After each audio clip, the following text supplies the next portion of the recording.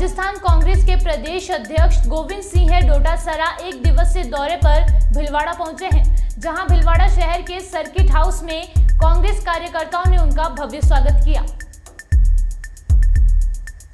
Sir, क्या कार्यक्रम है आज आप रात्रि शाम करेंगे भीलवाड़ा में? और कार्यकर्ताओं से मिलना और चुनावी साल है तो निश्चित रूप से कार्यकर्ताओं की सुनना, उनमें और उत्साह बढ़ना, सरकार की योजनाओं के बारे में फीडबैक देना, उन योजनाओं को गांव घाट तक, अंतिम छोर तक ले जाना, उसका लाभ दिलाना लोगों को।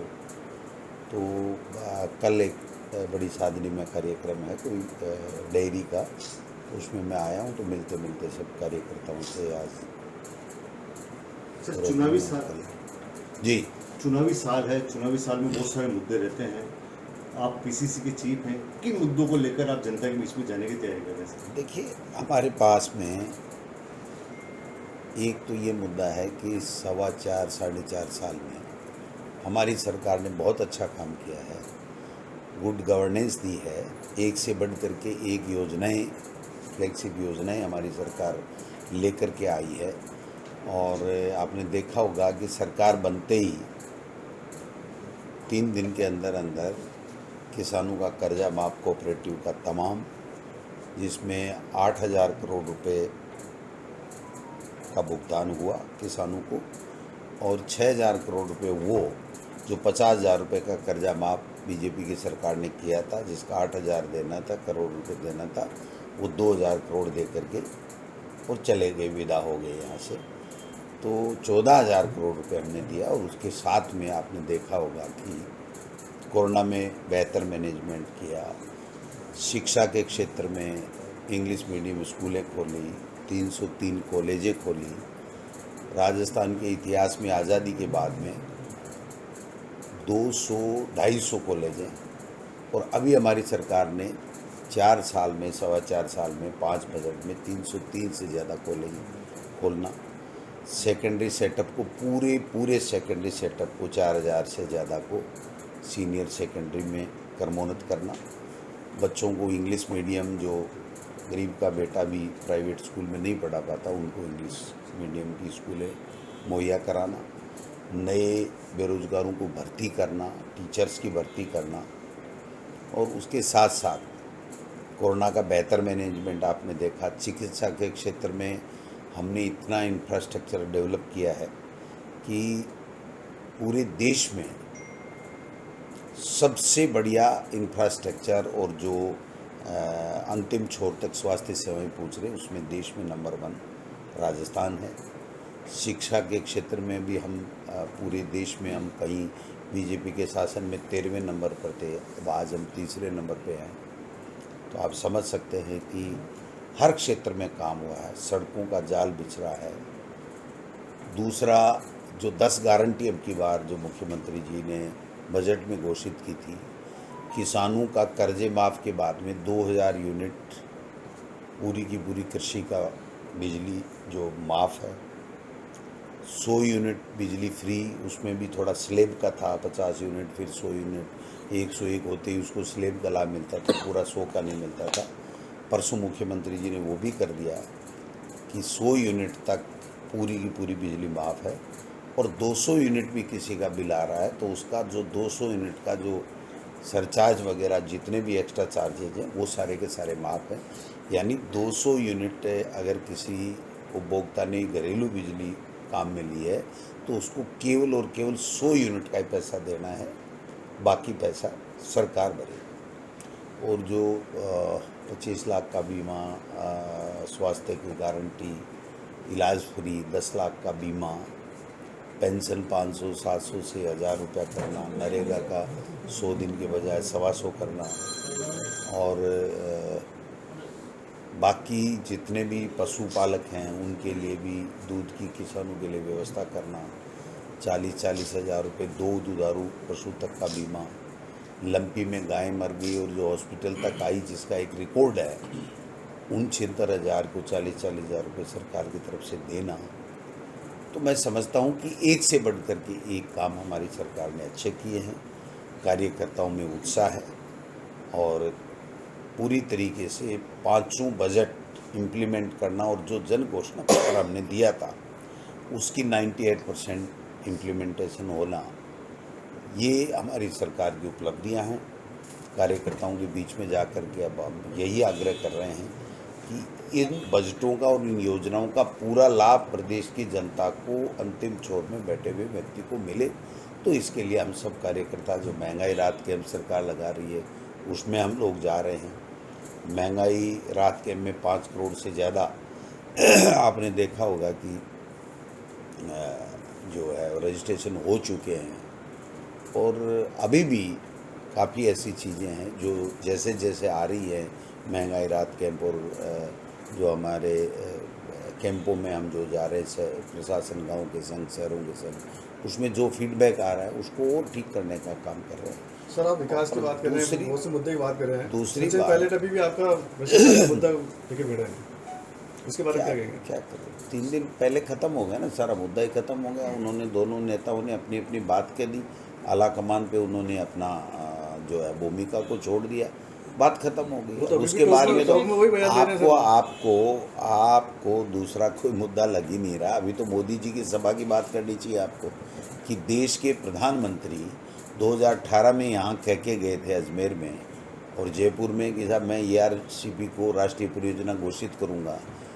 एक भी पत्रकार से मिले नहीं वो 5 साल में, और यहाँ दोबारा आकर के एक शब्द नहीं बोल के गए, जिसमें भीलवाड़ा जिला भी है। उन 13 जिलों में आपको सिंचाई का, पेयजल का पानी नहीं मिलेगा, और यहाँ का गजेंद्र सिंह जी जल संसाधन मंत्री है, और उसके बावजूद भी उन मुद्दों की ओर ध्यान नहीं।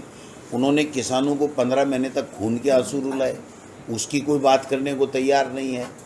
उन्होंने संवैधानिक संस्थाओं का दुरुपयोग कर रहे हैं, उसकी कोई बात करने को तैयार नहीं है। राजेंद्र जी राठौड़ और वसुंधरा जी का कैसे धक्का मुक्की की पिक्चर चल रही है, तू पीछे हट मैं आगे आऊँगा, तू पीछे हट मैं आगे आऊँगी, उसकी कोई चर्चा करने को तैयार नहीं। देश का प्रधानमंत्री पहली बार किसी भी स्टेट के लीडर का अपनी स्पीच में नाम नहीं ले रहा है। इससे बड़ा क्या अपमान होगा यहाँ की लीडरशिप का। 5 साल में बीजेपी के नेता ने एक भी प्रतिपक्ष की हैसियत से कोई ढंग का काम नहीं किया, कोई मुद्दा सरकार को घेरने का नहीं किया। तो आप समझिए कि उनकी भूमिका और हमारी भूमिका, हम जो काम कर रहे हैं वो काम बोल रहा है जनता के बीच में। आज 1% एंटी कमेंसी नहीं है, कर्मचारी सारे के सारे खुश हैं। पहली बार देश के इतिहास में कर्मचारी खुल के कह रहे हैं कि साहब हम कांग्रेस की सरकार को वोट देंगे, और केंद्र की सरकार को मजबूर होकर के जो NPS है, OPS जो हमारी सरकार ने दी है, और NPS उन्होंने कहा है NPS ही चालू रखेंगे, केंद्र ने कहा है, उसके ऊपर उनको कमेटी बैठानी पड़ी है। कर्नाटक में उनकी क्या दुर्गति हुई, हिमाचल में उनकी क्या दुर्गति हुई। तो आप समझिए कि देश अब तंग आ चुका है इनके झूठे वादों से और इनकी मन की बात से। देश के लोग ये चाहते हैं काम की बात हो, जो मोदी जी कर नहीं रहे। हमारे में कोई झगड़ा नहीं है, हम सब एक है, एकजुटता के साथ में जब ये बात होगी कि आला कमान जो तय करेगा, हम सब मिल करके उस बात को मानेंगे, और 2023 में हम सरकार दोबारा बनाएंगे, और 2024 में मोदी जी को तक पलट करेंगे दिल्ली में। सवाल रह गया तो अमेरिका में जाके कह रहे सर मुस्लिमों के साथ अत्याचार हो रहा है, आप मानते हैं? मुस्लिम वर्ग के साथ अत्याचार हो रहा है देश में। राहुल गांधी जी अमेरिका में ऐसा बोलते हैं। जो देश में वातावरण बने हुए हैं, क्या बोला क्या नहीं बोला, आप ज़्यादा पढ़ते हो, मैं तो पढ़ता नहीं हूँ, है ना। यहाँ जो बोलते हैं वो मैं पढ़ता हूँ। जो देश में असहिष्णुता है, जो धर्म के आधार के ऊपर बांटने की राजनीति चल रही है, आप बताइए उत्तर प्रदेश में 400 से ज़्यादा टिकटें हैं, बीजेपी ने कितने मुसलमानों को टिकट दी, ध्यान में है? तो क्या ये देश संविधान जो बाबा साहब ने दिया था उसके मुताबिक चलना चाहिए, या मोदी जी और योगी जी के हिसाब से चलना चाहिए?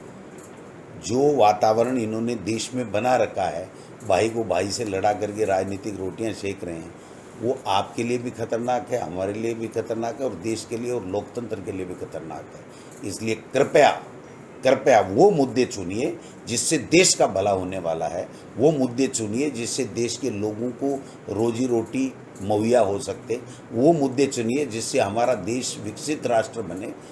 आप 9 साल बाद में मोदी जी से एक सवाल पूछने लायक नहीं है कि भाई ये बताइए आपने 15 महीने तक खून के आंसू क्यों रुलाए किसानों को, 3 काले कानून लेकर के क्यों आए? आप 500 नोट को बंद कर दिया, 1000 का नोट बंद कर दिया, 2000 का चालू कर दिया कि भ्रष्टाचार खत्म हो जाएगा, आतंकवाद समाप्त हो जाएगा और सब कुछ ठीक हो जाएगा। और अब वही 2000 का नोट वापस बंद के कह रहे हैं भ्रष्टाचार खत्म हो जाएगा, आतंकवाद समाप्त हो जाएगा। तो आप बताइए किस देश में किस तरीके का माहौल इन्होंने पैदा कर रखा है। किसान कानून पर भी आपने गुलाबपुरा में एक वक्तव्य दिया भाषण के दौरान, तो मोदी ने मैं बोल नहीं पाऊंगा, बोलेंगे तो नहीं आप बोलो ना। मैंने अगर कुछ मेरे व्यक्तिगत मैंने कहा है तो मैं कभी यू टर्न नहीं लेता। मैं न केजरीवाल हूँ, न मैं झूठ बोलता, न मैं मोदी हूँ। समझे में ये बात? मैं जो बोलता हूँ ठोक के बोलता हूँ, आज भी बोलूँगा। कभी ज़िंदगी में गलत बोला नहीं, गलत बोलता नहीं। अगर आपके कोई संज्ञान में है तो आप बता दीजिए, मैं अभी क्लियर कर देता हूँ। किसानों के 3 कानूनों को वापस लेने को लेकर आपने कोई वक्तव्य दिया अभी गुलाबपुरा में, फिर मोदी ने थूक के चाट लिया ऐसे। हाँ, थूक के चाटा ना, ये मुहावरा है मेरे भाई, थूक के चाटा। आपको दिक्कत है क्या? थूक के चाटना किसको कहते हैं? यू टर्न किसको कहते हैं? थूक के चाटा मोदी जी ने। मैं कह रहा हूँ ना आपको, 15 महीने तक रुलाते रहे और उसके बाद में मोदी जी ने वो कानून वापस लिया। यही तो थूक के चाटना होता है, और क्या होता है बताइए आप। एक और चीज़ बोली आपने, विकास और विनाश की। बिल्कुल, ये चुनाव विकास और विनाश का है। विकास जो राजस्थान की कांग्रेस के सरकार ने किया, और जो 9 साल में विनाश देश के मोदी जी के शासन ने किया, उन दोनों के ऊपर है। मोदी जी, आप एक बात बता दीजिए, नोटबंदी किया, किसी देश को कोई फ़ायदा हुआ? जो मुद्दे बताए वो पूरे हुए? जो उद्देश्य बताए वो पूरे हुए? अभी 2000 का नोट बंद किया है, कोई उद्देश्य बताया मोदी जी ने रात को आकर के? ERCP राजस्थान की रोक के रखी है जो वसुंधरा जी ने बनाया था, तो ये विनाश नहीं है? आप बताइए, एक कारण बता दीजिए कि मोदी जी ने ये भला काम किया हो और राजस्थान के लिए कोई स्पेशल पैकेज दिया हो। आज जल संसाधन मंत्री यहाँ का है और हम 50% जो है वो केंद्र की सरकार दे रही है, 50% जल जीवन जल मिशन में हम दे रहे हैं। जबकि जब मनमोहन सिंह जी की सरकार थी तो हर के ऊपर 80 या 90% केंद्र देता था, 10% राज्य देता था।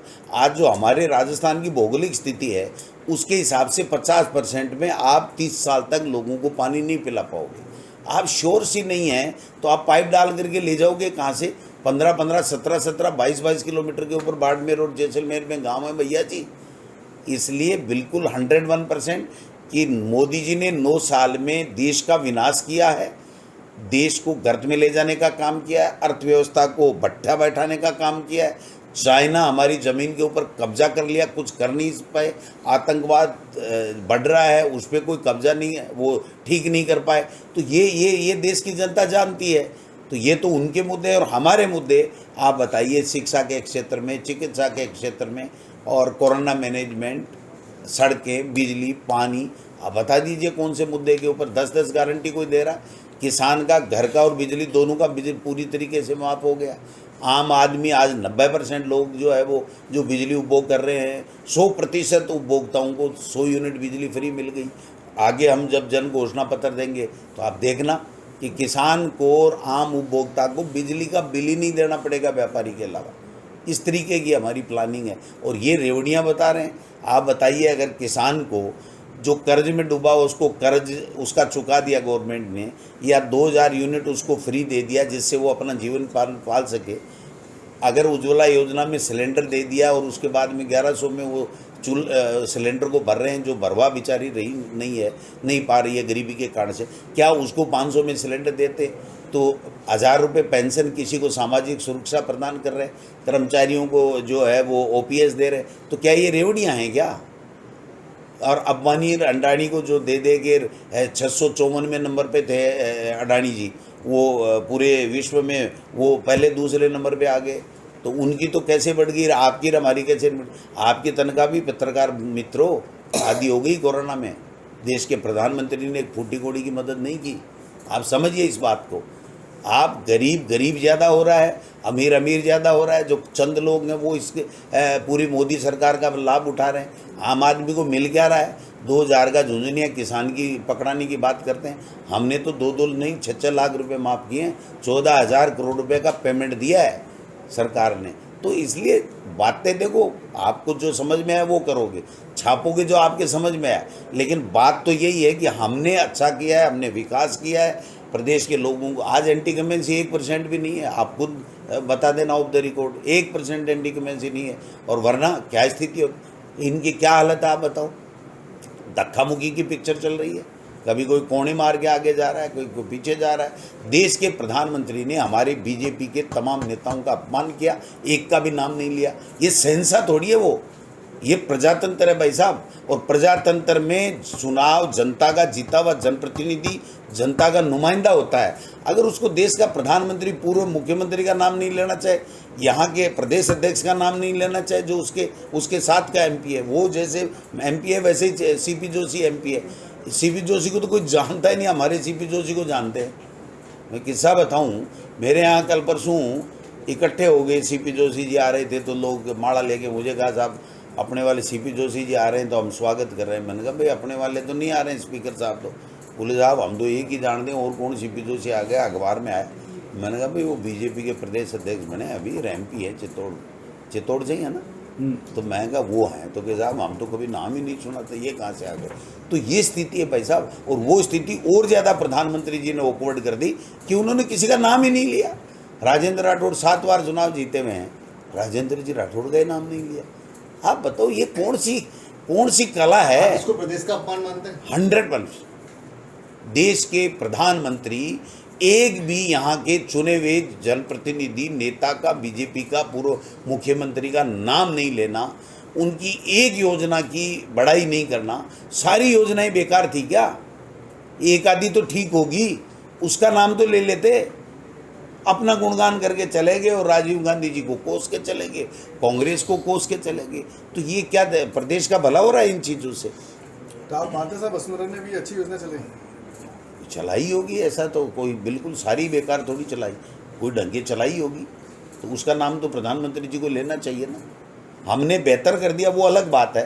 भामाशाह बीमा योजना अच्छी थी, अब उसको हमने और बेहतर कर दिया। हमने इसको मुख्यमंत्री चिरंजीवी योजना करके टोटल लोगों को कवर कर लिया। वो 3 लाख 3.5 लाख को उसमें फ़ायदा देते थे। तो जो चीज़ें ठीक थी तो कोई तो भली की। ये ERCP का प्रोजेक्ट बना के भेजा, अच्छा काम किया उन्होंने, लेकिन उसको लेके बैठ गए। कुछ बुरे किए, कुछ अच्छे किए। बुरे किए तब तो चले गए। ये हमारी पचमढ़ी रिफाइनरी को रोक दिया उन्होंने। हाँ बताइए, 70,000 करोड़ रुपए लग गए, वरना 40,000 करोड़ में हो रही थी, 30,000 का घाटा दे दिया। तो जो स्थिति आए, तो कम से कम देश का प्रधानमंत्री आज तक आए प्रधानमंत्री, तब तो नाम बोला। ये पहली बार कैसे नहीं बोला आप बताइए? कोई कारण तो होगा। इसका मतलब ये हुआ कि देश के प्रधानमंत्री जी ये कह रहे हैं यहाँ की लीडरशिप खत्म बीजेपी की, मैं ही हूँ, मेरे चेहरे पे ही चुनाव लड़ा जाएगा, मेरे चेहरे पे ही वोट दो, जनता नहीं देगी।